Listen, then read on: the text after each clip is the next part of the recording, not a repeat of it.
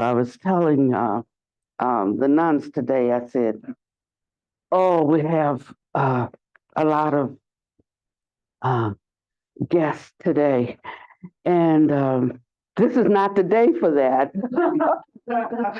because uh, I'm struggling to share something that was just going to be for our little group. Um, and I would like to have it a little better organized for if I have visitors. And as I was sitting there at the table thinking about it, I opened my imparting book, and my eyes fell right on a sentence where Buddha Master was saying, "I am." What was it? Something about toil. I am toiling. I am toiling to convey, to convey this truth to you so that all understand it. So that was his way of saying, don't be calling me, you got to work from your own wisdom. And don't be belly aching about things, just get on with it. And if you can't, get off the Dharma seat. That's it. And I just like it so much because that's many times when I am looking for a savior, many times when I'm looking for the help or someone to support and sustain me, it was like that was last lesson. Okay, this lesson is you need to find your own wisdom, and if you don't have it, get off the seat. That's it. And so I love it because it spurs me on. There's a kind of confidence that comes when one knows what they know through direct experience instead of what one has assimilated and filtered through their intellect. This is not a ding on intellect. And maybe in times past, I have spoken about it in a way that people may think I am putting down rational thinking or the great power of the intellect. I'm not. I'm simply saying that won't get us where we're trying to go. To cut through the layers of confusion, to cut through to the ultimate dimensions of reality, it takes more than where the the space that the intellect can occupy. It takes more than that. So if somebody wants to get their teeth fixed, they go to a dentist. They want to get their eyes fixed, they go to an ophthalmologist, you know. Uh, and when one comes to the Dharma, it's not for the things of the ordinary world. They are experts for that. But there's something else here that deals with our existential suffering that we're looking for an answer for, a way of escape. And he says the only way you're going to know it is to know it directly. You can't know it through words. You can't know it through filtering it through the intellect. How do you know that you love someone? It's not because your brain says, I love them, but uh, there is this space of occupancy that words can't quite get to. We try to use words, but words can't quite get there, you know. And and that's the space, that the territory that we have to pierce to come into the true understanding of the Buddha Dharma. Otherwise, it's just really some more worldly scattered wisdom. So I'm going to do my best today. Uh, I'm going to do my best today with to try to share and posit you at the doorway to another dimension, but you have to walk through that doorway. Um, and I'd like to start by reciting the Prajnaparamita Heart Sutra together. And we normally do it with the drum, but I think the drums are in the other meditation hall over at the nunnery. So we'll go without it and let us open with that. And then we'll do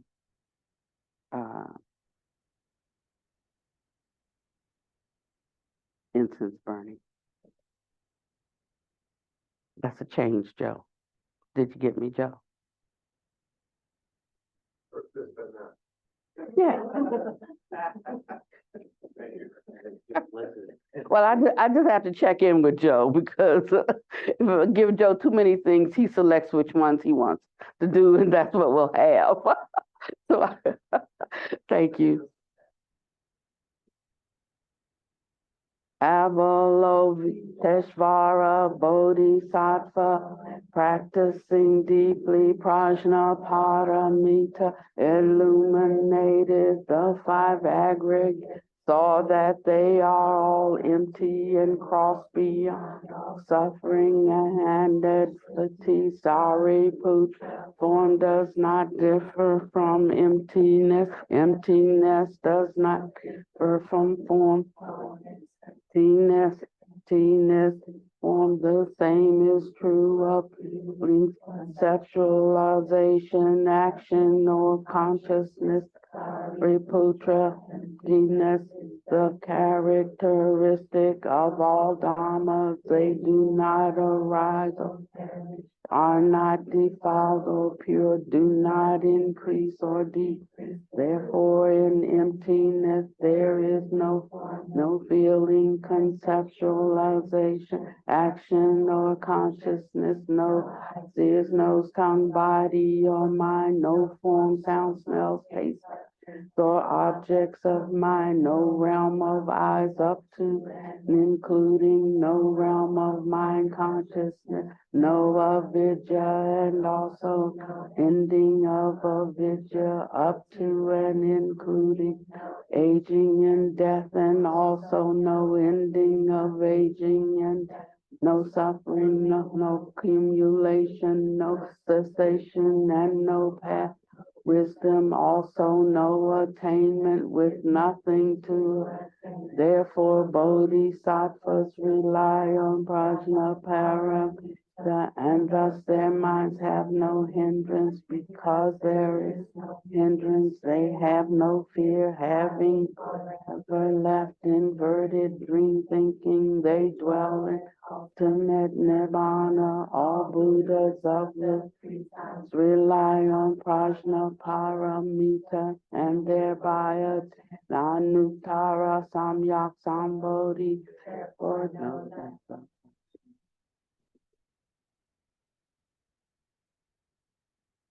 great white mountain, green mountain, and all three.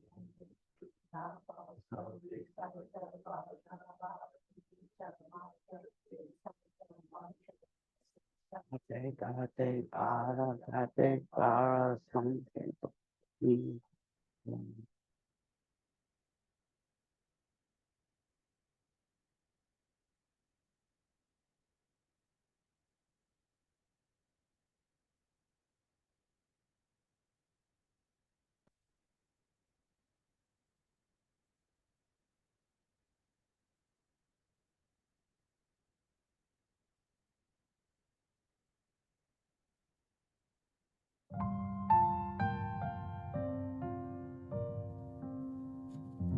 Incense burning, all space is filled with the fragrance. All Buddhas smell it from afar. Auspicious clouds gather everywhere. With utmost sincerity, all Buddhas appear.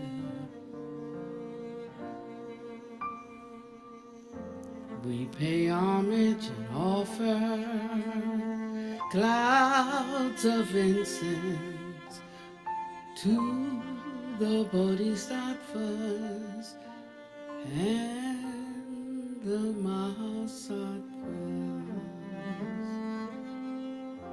We pay homage and offer clouds of incense to the Bodhisattvas and the Mahasattvas.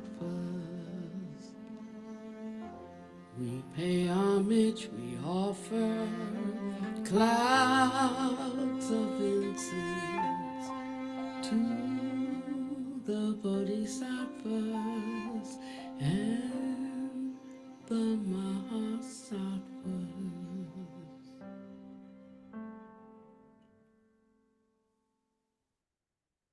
I had a phone call yesterday from an old student,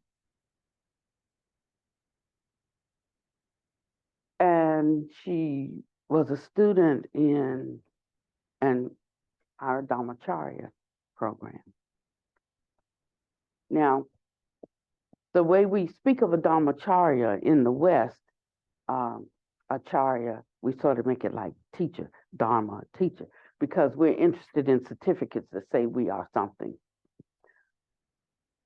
And I said in the beginning, don't enroll in this training if you are expecting a certificate at the end, because you read all the materials, you can discourse about it, and you can pass all the tests, written tests, because you still may not get one. So I'm going to tell you now so that you don't ask for your money back. But of course, I said, because Acharya doesn't really mean teacher in the way that we translate it today. Acharya, you know what I'm trying to do. No, not, I can't see. I can see everybody, but, oh, maybe that would help. Can you do that? Thank you. Don't let your road catch on fire.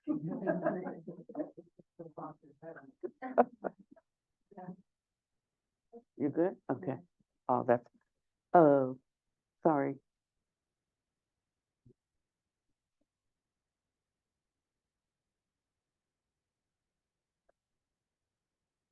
That's good. That dog, yeah, no, that's nice. I like to see everybody. Oh, great. Um, so Acharya means one who embodies.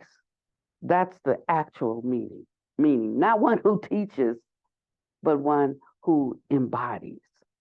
So Dharmacharya would mean one who embodies the Dharma, who can walk it out, who lives it by example. And I can tell you, a good third of my Dharmacharyas, I need to retract that. Of course, I can't be, once you've given something, you have to leave it, but we should not have any illusions. We should not fool ourselves about what is what.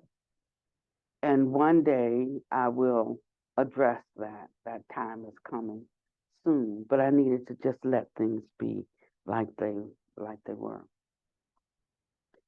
So this Dhamacharya called me, and we had a very long conversation. And she started off with, okay, so the first thing that I want to say to you, Panwati, is that something's happening. Something's happening to me. And I don't know what to make of it, because all that stuff that I rejected that you were introducing. She says, well, I'm just wondering if, like, I'm ready for it now. I said, so what would that be? And she said, well, that I'm just want mindfulness. I just wanted mindfulness. But now I'm at a place that mindfulness is not helping me. I mean, I've sorted out the things on a daily basis, but there's something else that I'm reaching for, something that is drawing me. And the more I get drawn towards it, I don't know what it is, but the more I get drawn towards it, the happier I'm becoming. She said, it's something like real life. You know what I mean? And I said, oh, yeah, I know what you mean, And she said, so do you think it could be this? I said, I don't know. Do you think it could be this? And she said, well, I'm pretty sure it is. My husband's pretty sure it is. He wants to come down and meet you because you have changed our life. This Dharma that you were talking about, that I was rejecting, it got in there somewhere, and it started working on me in a way that he notices the difference. She says, of course, I noticed the difference too. And she's very excitable and very hyper, so that's why I'm doing all these antics. I have my own antics too, but these are hers right now. She says, and she's just hopping up and down, and she's so excited. And this was a person who was very much struggling, you know, uh, emotionally and with her understanding of things, with the uh, just the suffering that she had had in her life, and trying to just be okay because for some reason she was not okay according to a lot of people in her life. And I said, okay, all right. She said, yeah, because something is changing. I don't know what it is. And we talked for the next hour and a half. And in the next hour and a half, she was saying to me all the things that I would say to her, that I would use to try to encourage her. But they were rising up out of her, sharing with me, like, what is this thought that I have here? you know? And so I knew that the Dharma had reached its mark. And sometimes, so that we don't have to worry about um, giving when we give without a sense of I am giving. Because then the truth can go and it can penetrate, and you don't even have to know about it. I mean, if you're sharing something and it's for somebody else, why do you need to know? You don't need to know. Sometimes people shy away from a spiritual teacher because if it appears that he can penetrate into some layers of your being and kind of know you in your secret places, in your hidden places, then you stay far away from them because you don't want them reading you. You don't want, but it's not like that. That's what I'm saying. In those times when things are coming up and surfacing, we shouldn't hide. All the more we should stand in the light, because it's not that things are being revealed, things are actually being subsumed. They are being eradicated. They're being uprooted. And if we understood that, then we would run towards that um, which points out our internal suffering. We run towards it because we know that that is where our deliverance is. And so I wanted to talk a little bit today because um, we've been sharing the King of Prayers, the prayer of ways high and sublime, and it's sharing a method of sweetening and developing the mind in such a way that your encounter with conditional reality shifts. So, where two people can be looking at the same thing, one sees one thing and the other person sees something entirely different. And if what you see is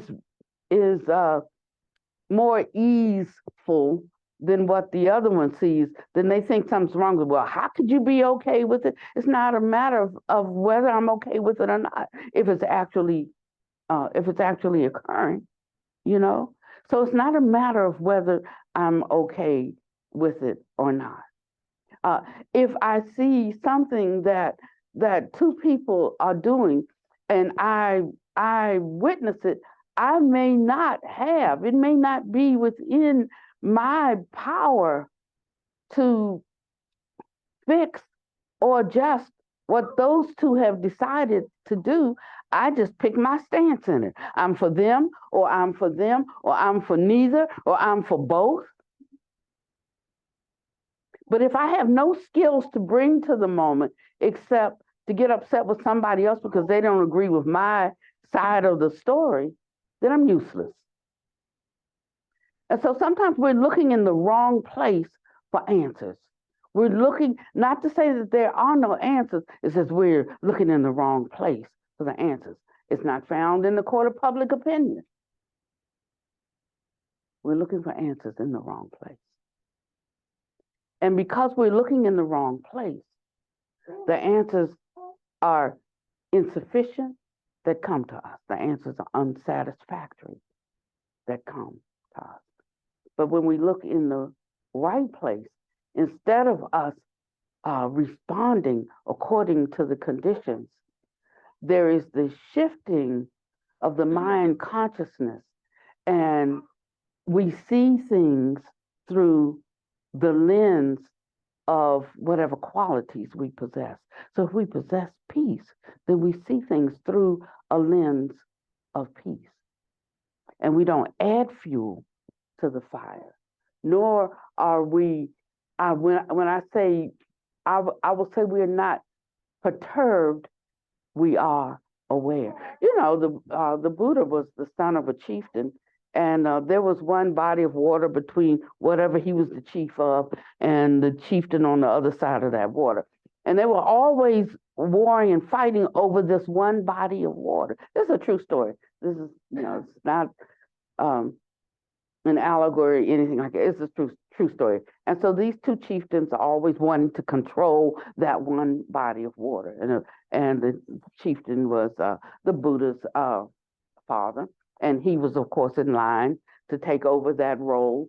And so that's why his father didn't want him to get. He wanted him to get a little bit of spiritual, but not too much spiritual, because he wanted him to, be a great warrior in the world. And so that's how he was trained. He was trained to be a great warrior, trained to have great worldly wisdom, so he could take over and manage the worldly affairs of his they call it a kingdom. It wasn't exactly like that, but over that region that his father was the chieftain of. And of course, when he opted to go this way, because he wanted to find the answers to life, and his father tried to discourage that, but he could not. So whenever they were going to war, second best is if I can't get my son to be like the chief and the warrior, but he's going to go that spiritual route, then I'm going to go over there and ask him to pray for our victory then. That's the second best thing. Pray for our victory, that we be the ones that win, that we are the victors. And so he would go to the Buddha like that. And the Buddha says, well, what I say to you is, you need to uproot your violent nature, uproot those thoughts that say to you, you can't share this body of water. That's what you need to work on. And they did, and of course they would go to war. And so every time they went to war, Shakyamuni Buddha would go there. He would get on the battlefield, and he would say some things that caused them to have a truce, and they would, strike some accord, and for a little while that would hold, and then it would just erupt again. But finally, at the end, his father lost, and their kingdom was taken over by the opposing force. So I'm just saying that to lay the groundwork for us not having the notion that we can fix other people's problems. And that's a truism. And once one comes to that conclusion, they may be a little bit more useful than just having opinions about things and fighting for their opinion being the right one of what other people need to do. So this is a matter, living in this world and in this life. This is a matter of each one taking care of their own problems. And that's the difference in accomplishment in the Dharma and just being able to recite some Dharma. That's the difference. So there is a space that we get into. First, there is the language prajna that we need, because that sets the stage or creates the bridge between absolute ignorance, we don't know, to knowing something. But that's not the end, that's the beginning. Once we know something, we get so caught up in what we know that now we have, first we had the hindrance of not knowing. Now we have the hindrance of knowledge. And most of us die Or you can just bring your chair and sit right there if you'd like to be a little bit more visual. Okay. Um, but now we have the hindrance of knowledge. And we spend the rest of our life limiting what else there is to know because of what we already know. And that's where contemplative illumination steps in. So first we need to know something that gives us, like a bootstrap up, something that we can chew on, something that we can investigate, something that we can digest. And I'm telling you, you don't have the nutrition until it's been digested. So just because you take it in and chew on it doesn't mean that you have, the nutrition that you need to bring life, to give life to the teachings. Because they're not words. Actually, they are a kind of a realization that you cannot know until you actually experience those particular words or what those words are pointing to. And I say it again and again and again because we get lifted up in pride around our understanding of things. But takes more than an intellectual understanding. It is not ordinary. A lot of times I'll say, just be ordinary. So who do you say that to? You say that to those who have touched the extraordinary, to act as if they are ordinary, to not tout their extraordinariness, to just act as if they're ordinary. But if you're still ordinary, I'll say to you, strive to be extraordinary. So you need to know where you are on the map. And if we are locked into what we know as the pinnacle of what there is to know, then we're ordinary. One day the Buddha was talking, I don't know what he was talking about. He wasn't talking about this thing I'm going to share because he stopped and he interjected that. And I often wonder, why did he interject that? But now I'm beginning to understand why. He was talking to them and some were sitting like that, yeah, I know. And some were sitting like in rapt attention, I don't know, or trying to understand it. But both are two kinds of ignorance, right? And so, and he said, look, guys, look. He scooped up a handful of leaves and he said, this is what I'm teaching you. And then he waved towards all the leaves in the forest. He said, that's what I know. And so he was telling us never to become stymied or locked down by the knowledge that we already have, to think of it, to keep that, maintain that beginner's mind, because there's some realizations now, not knowing something, but there's some realizations that will not kick in until you have a certain basis to be able to apprehend it or to see it, because it's all right there in front of your eyes right now. You just can't see it. I mean, if we brought Buddha dog in, Maureen's dog sees lots of things all over the place in the room that we don't see, because of the quality and the capacity of his visual apparatus. He can see more. Because I don't see something doesn't mean it's not here. Because I don't see somebody doesn't mean they're not here. Some living being.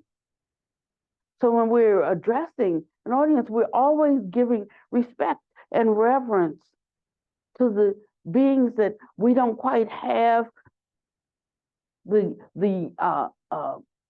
our ordinary states. We don't have the visual field to pick up their presence. We may not have the psychic opening to pick up their presence, but that doesn't mean they're not here. You can say, well, I don't believe it. Well, whatever you don't believe that you don't know for a fact is you're just telling me about something you don't know about. So when a person comes at you that way, no point to have an argument with them. How are you going to argue with something about something they don't know about? I mean, like, that just doesn't even make any sense. So why should you be perturbed? To be perturbed makes you in worse shape than them. And so when we start to understand things in this way, we can relax a little bit and know that in order for something to be going on, we don't have to say this, ooh, some unseen forces at work here. We don't have to think like that. But we can certainly think there's no way for this particular situation to be occurring except that the causes that produced it manifested. And when those causes come to fruition, this is what it looks like. And if we look at what we do to one another in the world, or what others do to others, because we don't do anything to people, right? What others do to others, then we can know that there was a cause, and that cause has produced that effect. And then we have to decide when we see this occurring, is this what I want? If I'm hell bent on revenge, if I'm fearful, if I'm, you know, and this is where the hard work comes in. And yes, we want to save the world, but we can't save our families. We can't save our children. And I found that some of the activists have some of the most sorrowful conditions. That's why, that's why I was an activist.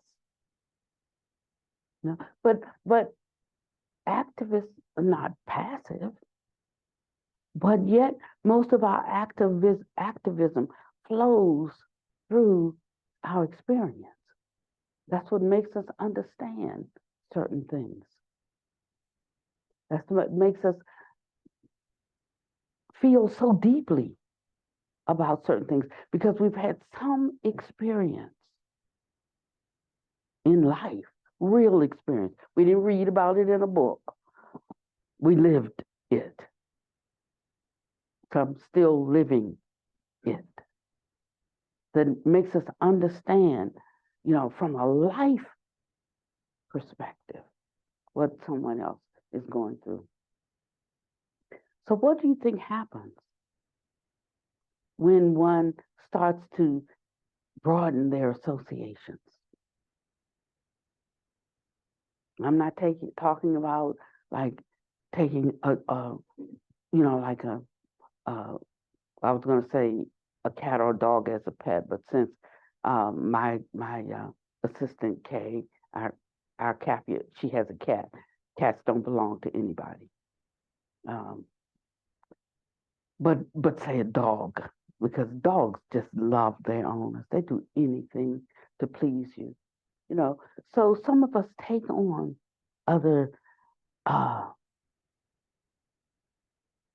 projects and take on other people in an effort to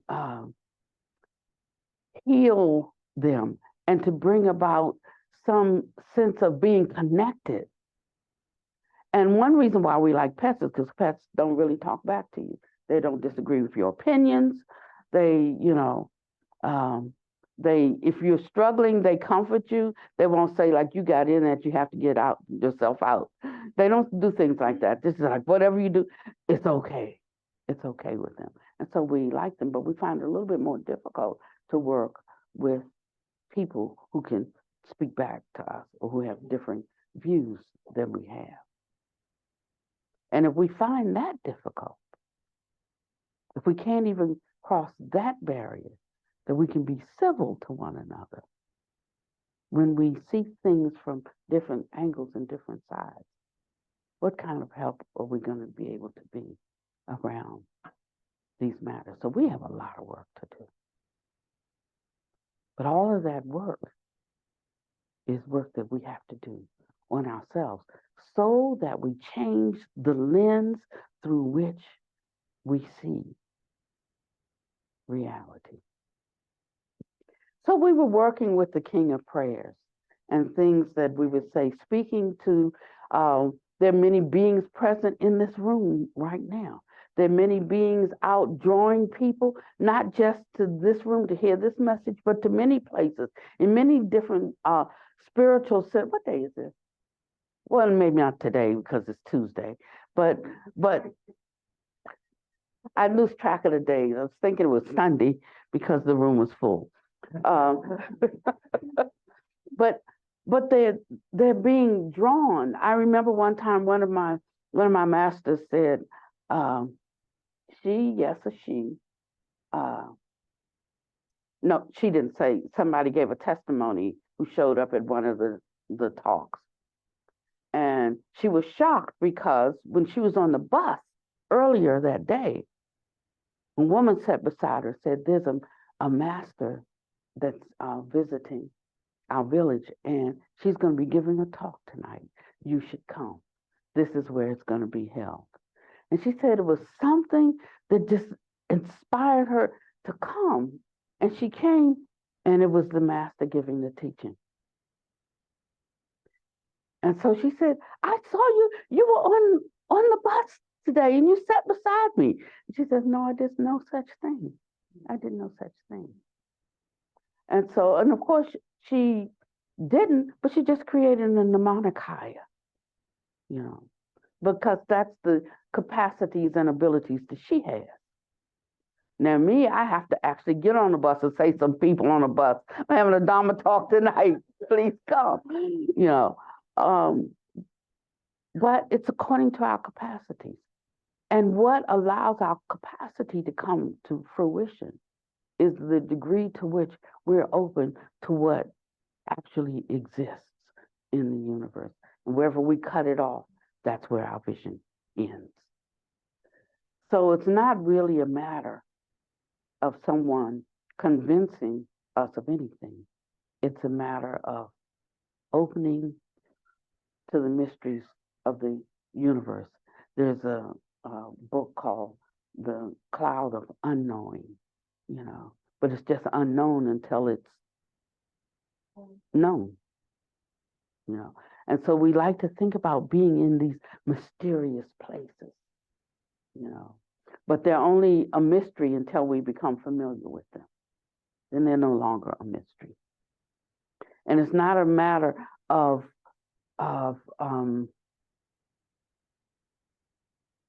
telling someone about it, because to tell someone is not the same as them experiencing it for themselves. They either believe you or don't believe you, you know.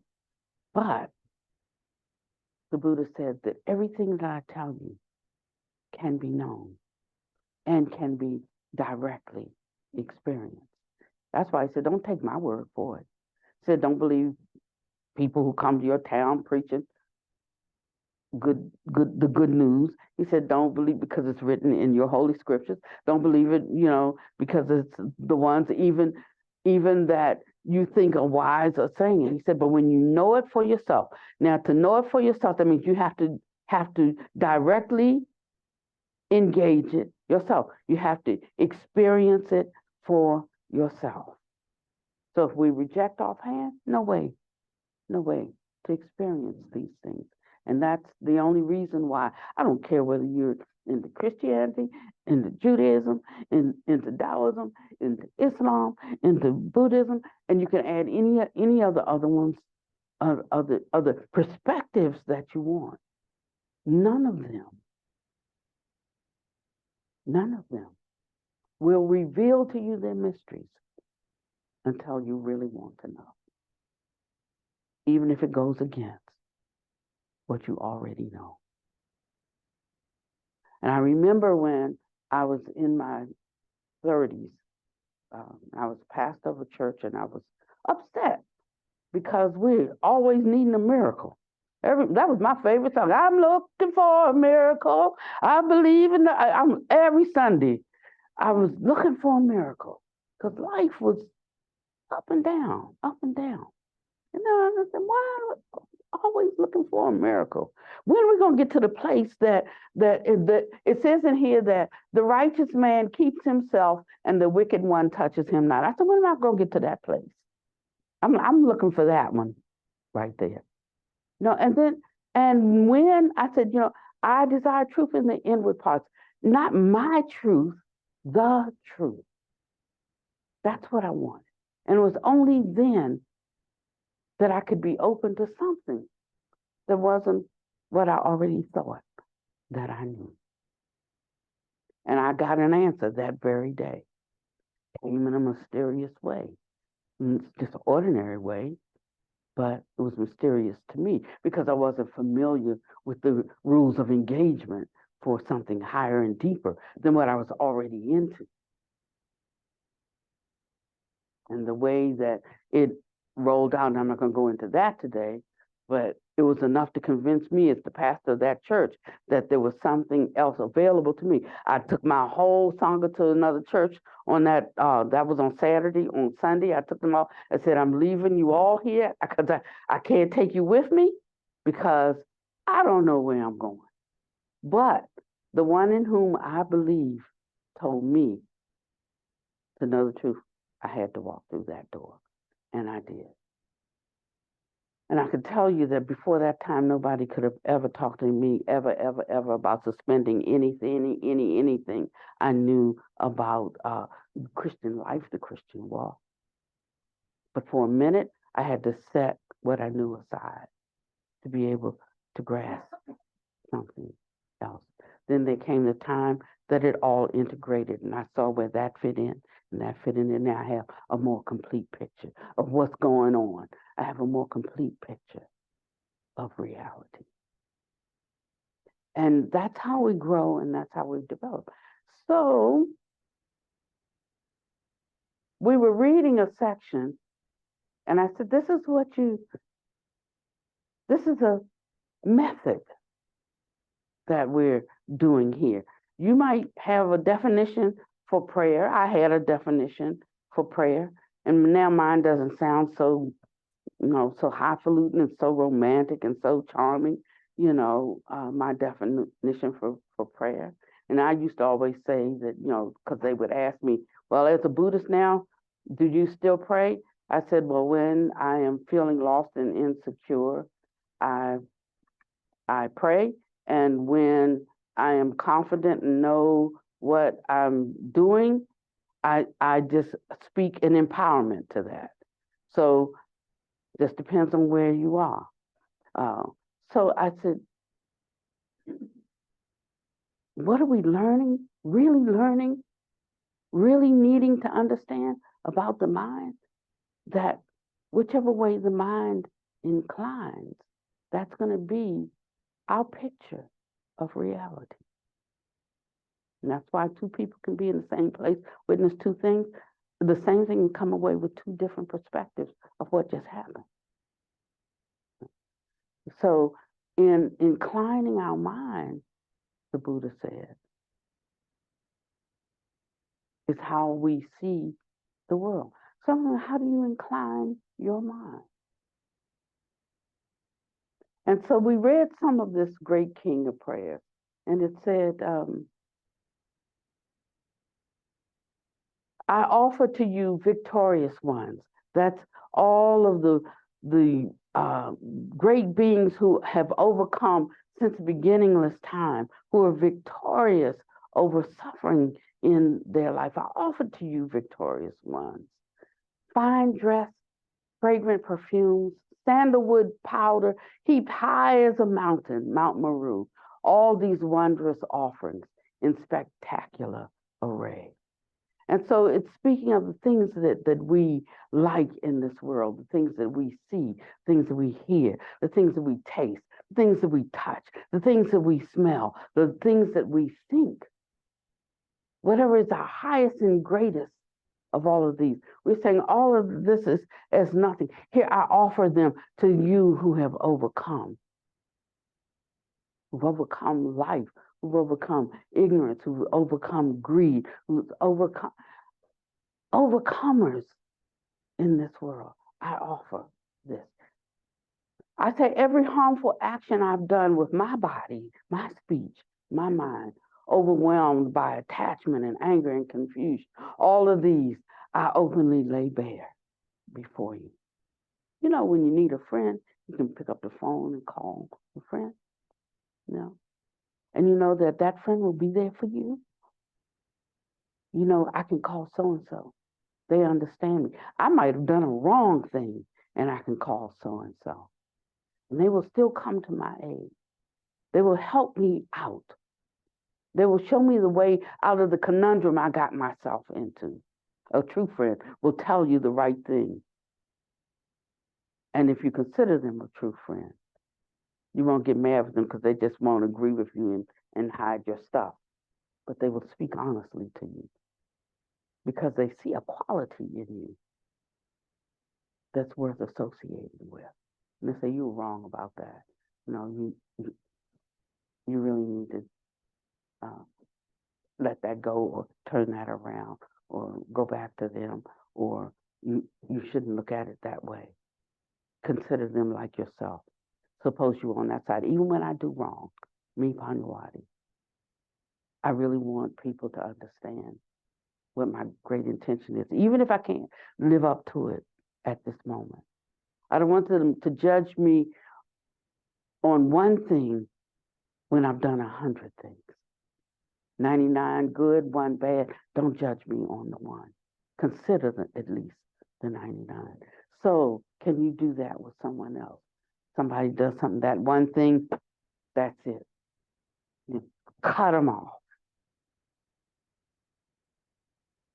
And so these are the ways that we change our mind and become superior beings.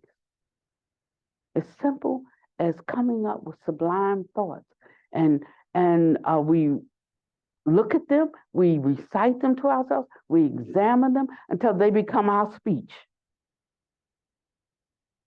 That mind becomes our mind. And then when I see that person, I see them differently. I see them differently according to the way my mind is. So when we're looking all around and all we see is what's degraded and bad, we have to look at the nature of our own mind. And you'll find that if you start to shift your mind in what you fill your mind with, you know, not only will you see things differently, but other things come as a result of that, like good ideas, like true ways to help, not ways that are attached to our attachment, concerned, connected with our attachment. You'll find yourself doing something that wouldn't even be in your mind to do because, like, that's just not how you think, or that's not, you know, and you'll find yourself doing something that appears strange to you, but you know within your heart of hearts, this is what needs to be done. Sometimes medicine is bitter, but it absolutely heals. You can administer that bitter medicine because you know if you can just get them to take it, it will cure their disease. So everything is not all sweet and kissy face and all of that. You know, actually, Che Guevara once said, only the most drastic actions matter. Now, when I was a revolutionary, I believed that, and I was drastic. But now I understand something about the Dharma. I'm still revolutionary in my approach to it, and I believe the Dharma in this way. Only the most drastic actions matter. So when I'm working with myself, I'm laying the axe to something to the extent that I can, knowing that, uh, you know, some of these sayings in the Bible, like if your eye offends you, pluck it out. You know, if your limb offends you, cut it off. Doesn't mean for you to literally cut your arm off, but it talks about all of the things that we hold and harbor in the mind that need to be cut off. It needs to be uprooted so that we can get to the places that we're truly trying to get. We can't holding on to some of the views that we have. We can't holding on to some of the offenses that we have. We can't holding on to some of the sorrows that we have. We can't holding on to some of the anger that we have. We cannot. But if we were willing to surrender those things,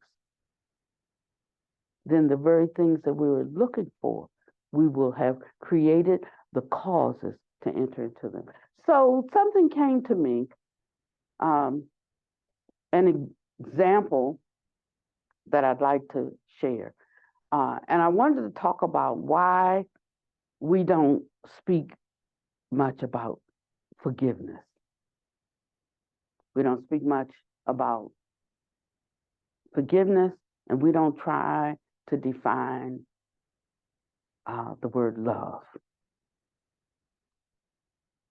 So, concerning forgiveness, it's because we're trying to cultivate and hold a certain view. We chanted the Heart Sutra of the Prajna Paramita. This is considered the core of the Heart Sutra. The Heart Sutra is the largest body of works, of written works, the Prajna Paramita, the largest body of written works um, within all of the Buddhist writings. And this is considered the absolute core. How many understood it? Thank you. hmm Okay. Um, how many really understood it?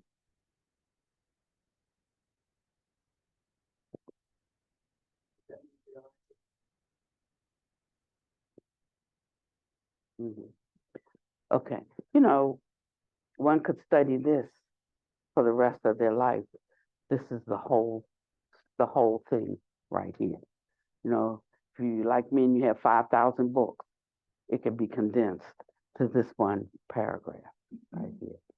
And yet we keep reciting it, but it just keeps opening up, and something over here flowers, some understanding here buds, something, and then one day you'll have enough of the picture that your mind, when I'm speaking and you're listening, you're not hearing every word I say. The mind just doesn't want to deal with all of that. It just hops to every 3 or 4 or 5 words and it fills in the blanks. That did you know that?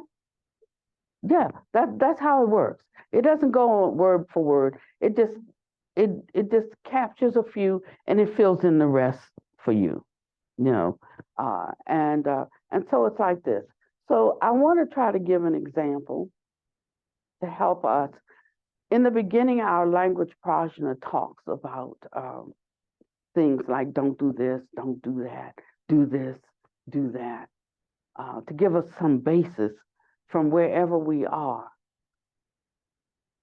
to getting on some footing for the supreme understanding, the supreme understanding. So you have to start from a place of avidya, a place of ignorance, a place of not knowing, to build a bridge towards knowing something.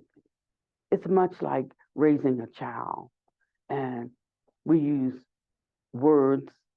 Well, nowadays I think they start babies off with sentences, but we used to have words like stop, go, no, yes, hot, things like that, and they could associate a word with some kind of condition or some kind of action. And based on, they're so intelligent, based on that action, they can formulate something, you know, like, uh, no, no, don't go outside or don't open the door. So they start to associate that with safe in here, and they don't want to go far. But then after a while, no, don't go outside means they're preventing me from something. So I want I want to know what's outside, and so they go outside. Or you have the fire, and they like the fire, and they reach for it and say hot. Baby doesn't know what hot is. But one of these days, if they can get close enough and you're not looking, they're going to put their hand in the fire. And now they know what hot is. And so we have these ways of using words to try to express um, a causal condition that will manifest that you might not like, or that you might like if you step into it. That's so these words just point. They're not the thing. They just point. But we have to actually go and investigate the thing to know. So we use words to try to explain things, why you should, why you shouldn't, why it's beneficial, why it's useful, why it's not. And we get that in our head and we agree. But we continue on with our life the way we do, and we only use that when it pretty much agrees with what we want to do or how we should see it.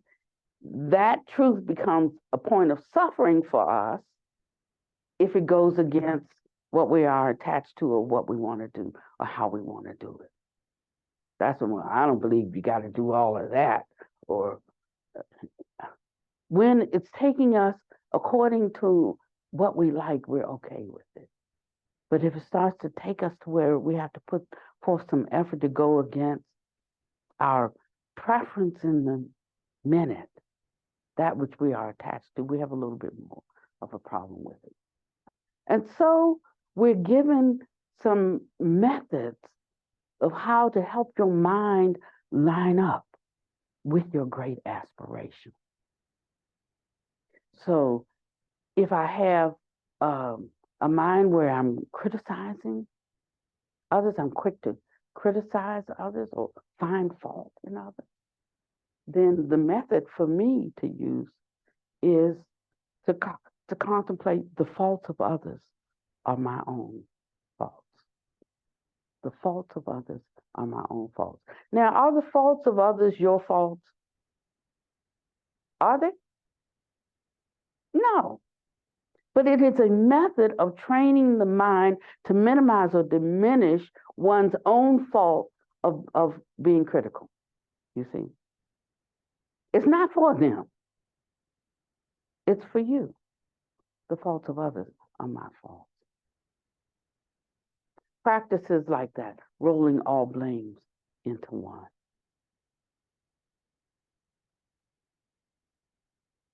So we need to know our faults. The Buddha said, if you find a teacher that points out your faults, stay with that one. Because that is the root of our suffering. You know, having the right methods for the right sickness is what lays an axe to the root of it.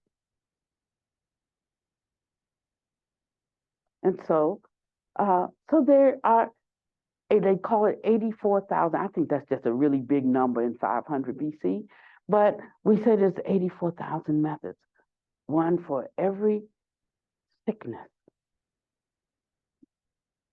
that you can have. So if I'm doing good over here, you know, my hearing test comes out A100, you know, I don't need to take anything for my hearing. But maybe my eyes are a little bad, and I need that. I need some therapy for my eyes, medicine for my eyes. Might even need some surgery. They just took out my lens, put new ones in there, you know. And I'm like, whoa, that's what that looks like?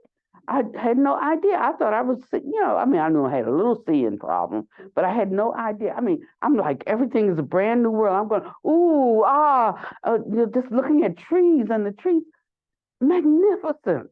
And it was like, oh yeah, that's just a tree. But now I'm looking at the tree, and the tree's magnificent. The tree's like just opening up because my eyes have been corrected. And so these are methods to correct the little dingers that we have that make us unhappy people, make us unhappy to be around people, that make us, you know, angry people, that make me hurt inside. You know, nobody feels my pain. Nobody feels my hurt. Only I feel it. If I feel like you're not giving me, like I'm just pretty much invisible to you, and I'm hurting over that, and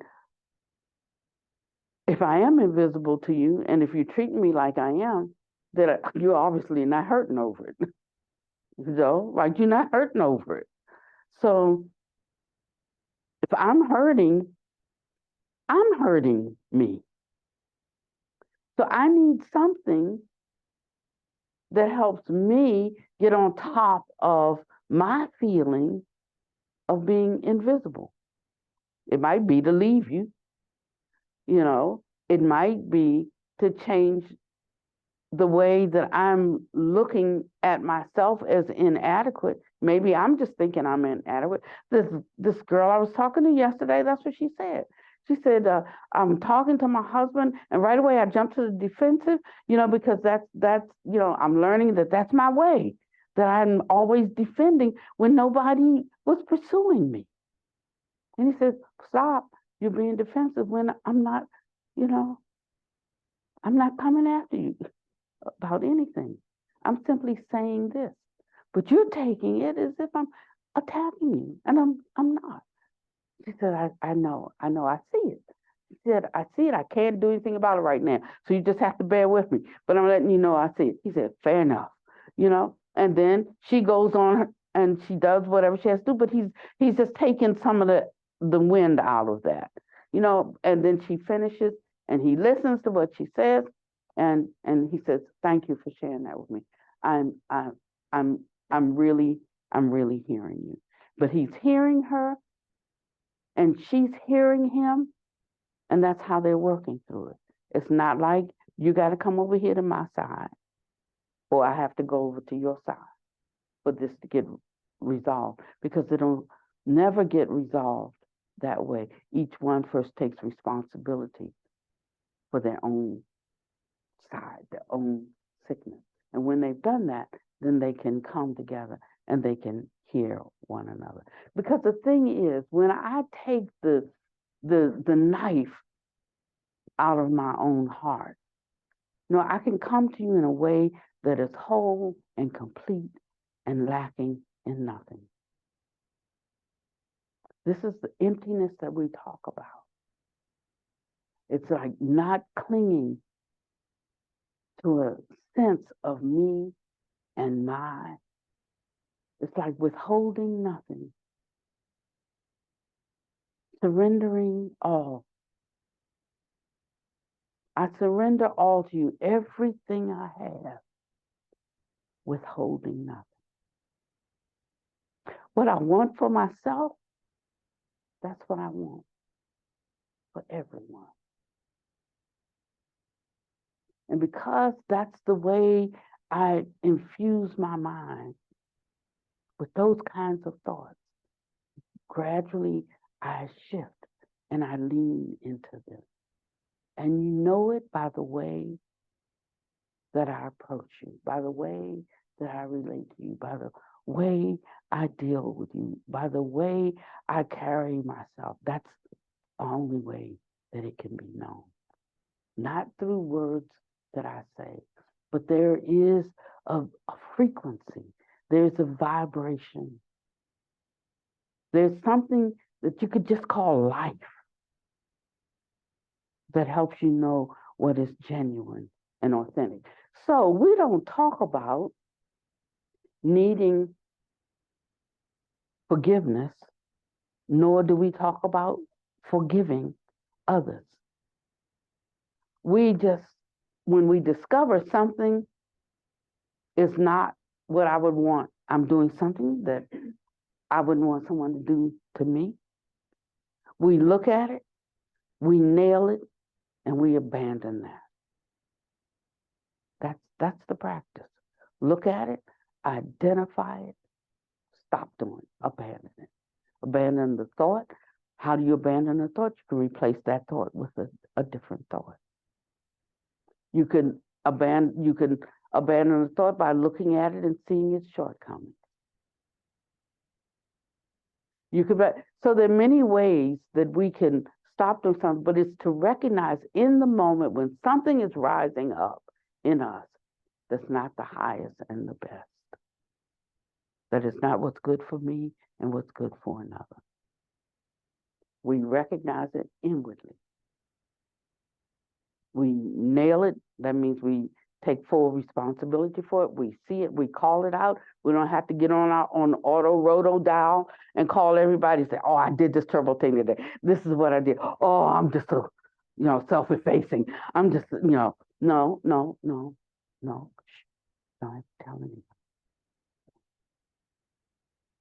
Well, you have to know it. We have to see it. We have to call it out within ourselves.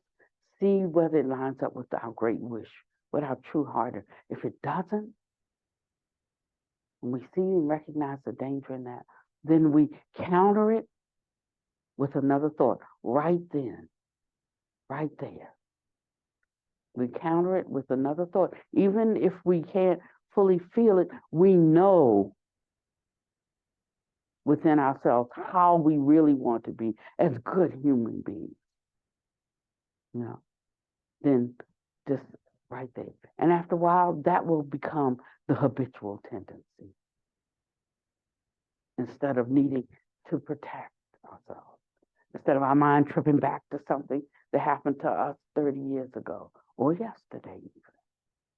Or you just did that same thing 5 minutes ago. People, please.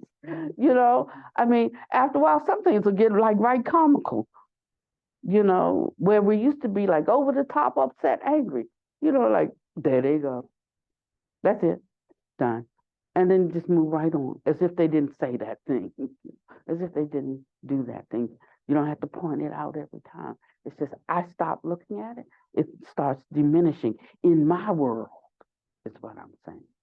And I find myself happy. So sometimes you have to leave a place. You don't have to leave mad, but you have to leave. Sometimes you can stay if you're strong enough to stay and you're committed enough to do your work. You know, sometimes you'll be able to be of a benefit and help people shift and change because it takes two to tango. So as you're shifting, you're bringing them along. If you were standing here and they're in your face is fine, and you move over there, they have to come over there to get in your face. So as you're moving and making progress towards what you want to be, you're gradually drawing them to that side. And after a while, they won't have, you know, they won't even be able to argue with you. You know? First, you won't be able to argue with them. But after a while, you become so that there's no one to push against. And there goes the argument. No one to push against. And so, Buddhamaster used an example I'd like to close with. And he talked about, so we think about in the beginning, we talk about karma, karma, karma. We want everybody to know you do bad things, that while you're doing those bad things, the fruit of those bad things is co-arising with the action. You know, you may not see the result of it until later, but it's not that something you did later has a consequence. The consequence is built into the action. So when you're doing something, you're creating the condition that's going to be commensurate with the quality of the action that you're instigating, right? And so after a while, we start thinking about all the things that we've instigated, and they like, you know, the piled high like Mount Meru, right? We got a mountain. We think, oh God, I'll never get out of this conundrum. This is like, you know, and then we start feeling guilt, or we start feeling shame, or we start feeling, you know, all these kinds of ways. And then we start thinking, okay, it's going to take 57 eons, and an eon is 1 billion years. So I'm never going to get out of samsara. But that was the elementary teaching about don't touch fire, burn. You don't know what hot burn is, you know. And it was designed to help us reach for the sublime qualities we possess and to how to accentuate them. But as we go on and we start to recognize then, somebody else had to tell us these things. After all, we start to have our own wisdom and we start to know certain things ourselves. So then do we still need baby talk? Do we need hot, fire, burn, stop? No, if we tried to operate in those words, we'd be falling back instead of advancing, growing, developing. So it's a different kind of languaging. I mean, it doesn't mean that those things aren't true. Those things are true, but they're true on an elementary, fundamental level. When you get here, that not so much. When you get here, you need to fill it. You need to fill in the spaces a little bit. You need to be able, to look at the circumstance, the situation, the timing, all of these kinds of things. That's more than what the baby needs. So now some of these concepts start to seem contrary to those. But they're not really contrary because fire is good. Fire keeps you warm. Fire allows you to cook your food. Fire, fire or heat dries your clothes. It's got, so it's not a forever, heat is bad, fire is but you learn how to use it, when to use it, where to use it, why to use it, who should use it. All of these kinds of things. And so there's a different kind of languaging that becomes necessary. And as we continue to grow and develop, there comes another stage and another kind of languaging. Now you might be getting to the opposite of what you learned in the beginning when you had no foundation, no visual field of understanding for things. But up here where you have a greater capacity, can see farther, can hear from a further distance, now you need to have a more fuller understanding of things.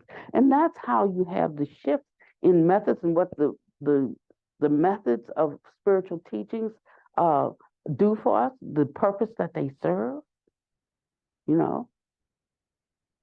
And so we come down to this thing about karma, and we're guilt-ridden now because we see how wicked we've been and like how wicked I was yesterday and these kinds of things that we have a lot of guilt, or we see how wicked somebody else is and we have a lot of anger towards them or judgment towards them and so forth. And he gives us a way to work with that on the top end. Well, I'm not going to give you the top end today, but I'm going to give you like a 75% way today. And so Buddha Master says, imagine that I had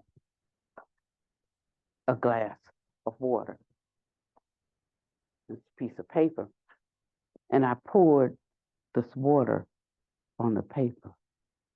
Now you take that as an offense. Like say we've done something that was not wholesome, not beneficial, not useful. I poured the water on the paper. I've done it. My deed, right? This is a kind of karma. Karma is that it's not the fruit of an action. Karma is actually the what? The action. Karma is the action. Now, the intermediate fruit of that action is I've wet the paper. So let's say that this is where I've done something wrong. I've sinned, and I've sinned against the paper. Everybody's still with me. Now, this was a type of karma. Now, a condition exists. This now becomes, the drying of this paper becomes a different kind of karma. How do I rectify this? I can't like take all the water and put it back in the glass. It's going to take a different kind of karma. So what could the drying of the paper depend upon? I'm just throwing that out for some temperature, movement, humidity. I don't have temperature. I don't have movement. I don't have humidity to rectify this. Right? I don't have any of those. So the rectifying of this karma, this mistake I made, I'm saying on this level now, not in the level where we're instigating devilment, but on this level, here's my understanding that I don't have the rectifying karma for this, because it takes those other conditions, right? Maybe I have a towel. I can put a towel, sap up some of the water. That's probably the best I can do. I'm not creating the heat, the humidity, regulating the humidity, all of these kinds of things.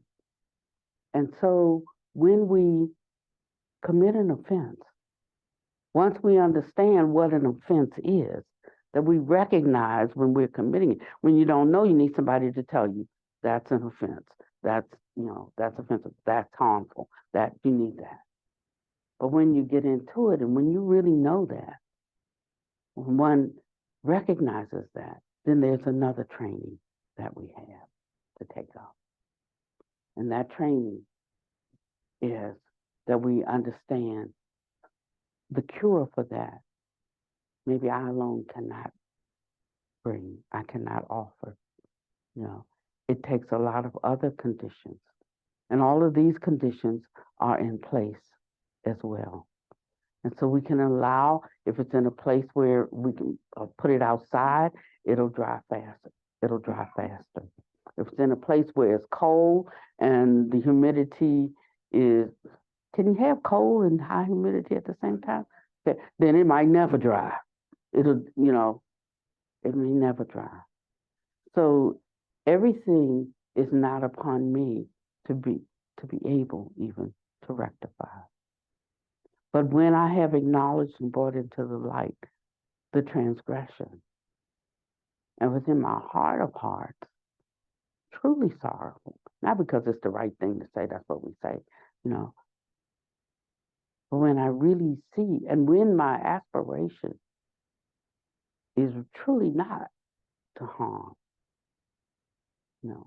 then we acknowledge and we move on, understanding that there is something at work that is greater than just my part in it, my action in it. And so when people want to make you feel guilty for a million years over something you do, you understand that they just don't have the understanding of the full working of things. And you can let that be. You can even accept no longer being accepted. It's a way that one moves through the stages of realization themselves. And you can be at peace about that. Then you can overlook a slight. Then you can tolerate a fault. Then you will no longer continually be on a guilt trip. You no longer be flagellating yourself. You'll no longer, this is how we uproot these kinds of tendencies in ourselves. To see that the sun really does not rise and set with me. Not the good I do, not the bad that I do. But putting forth my full effort in every moment, in every circumstance, with every person, to be the highest and the best of human qualities. So we have a lot of people who are trying to find this way of being in the world today. And because we're so helter-skelter, we're trying to go back to our ancestral roots. And so I have a new group that's upset with me now because I'm not trying to find something in my ancestral roots. They were in many ways in worse shape than I'm in now. So I'm not trying to go back to that. I'm trying to change lineages. Right now, I'm already a human being like you. Right now, I'm already basically a good person like you. I mean, there's no way to not be a good person.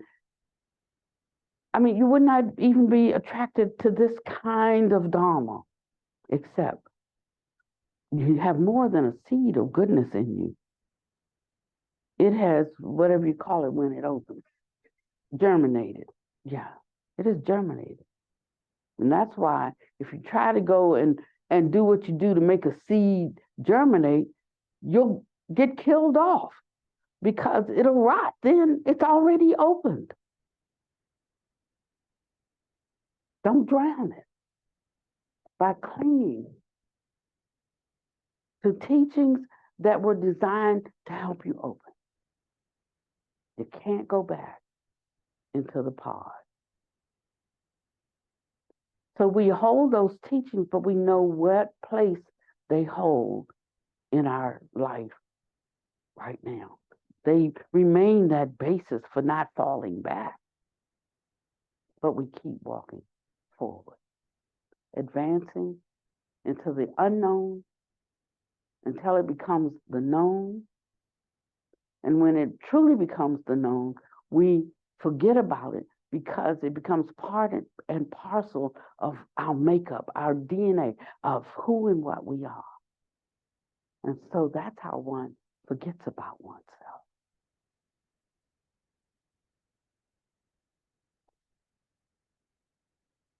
And if we think about it in this way, we will no longer be worried about our karma, dredging up karma every time we do Vajrasattva prayer, thinking back to things that I already asked forgiveness 4,000 times, and there's nobody to forgive. There is nothing to forgive. And one starts to find happiness and contentment in life because they're not clinging to anything, not clinging to your good, not clinging to your bad, not clinging to anything in this world. And we start going through the world with a kind of ease and a kind of joy because the world didn't give it to us.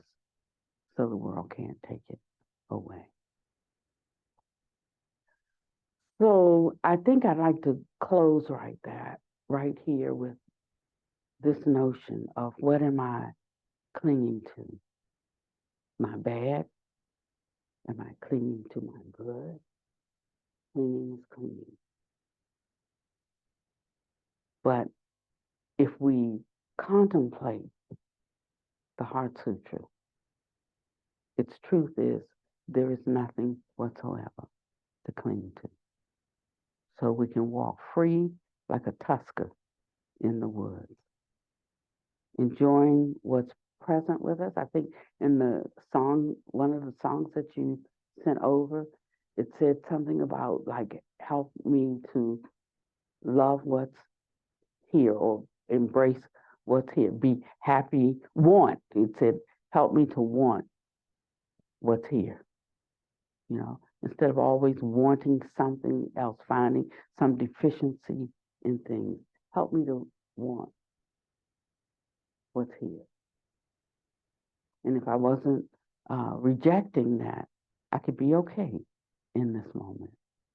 And you'll find that life will shift for you entirely. And the fear that we have, that fear of tomorrow, that sorrow of yesterday, will be completely gone. Someone, the sister hadn't seen us in 4 years, and she said, I'm sorry about Panyadeepa. And I had just thought about Panyadeepa this morning when I was driving here. So it was, it's.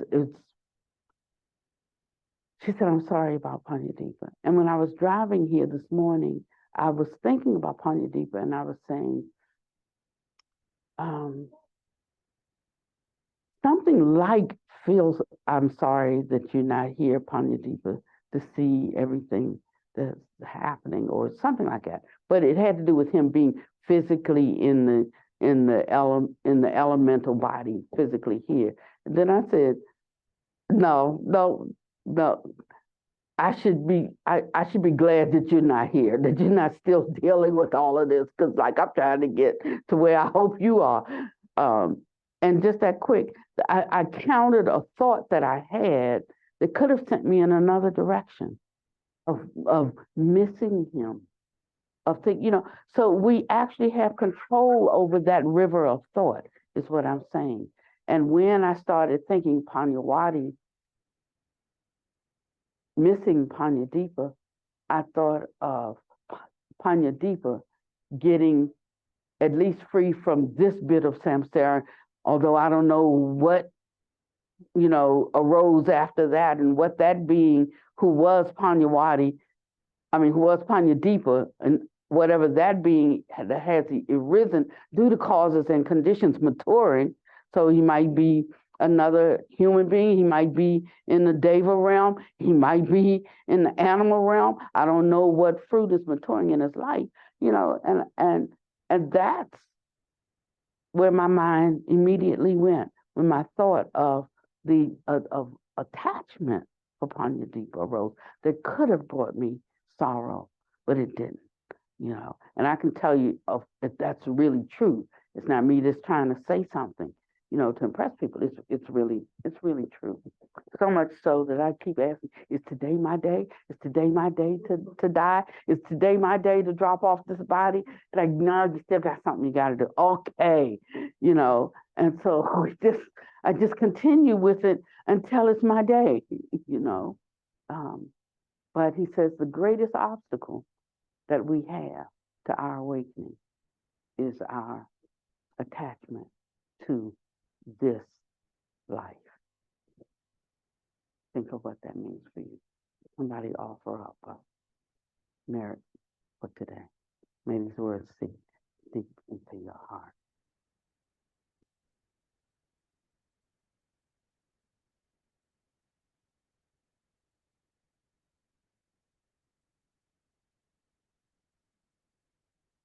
May the merit we've gathered here today be truly spread far and wide to all sentient beings in the realm of samsara, so that the numerous Buddhas and Bodhisattvas can empower them always, so that they may free themselves from the sick sufferings of human liberation.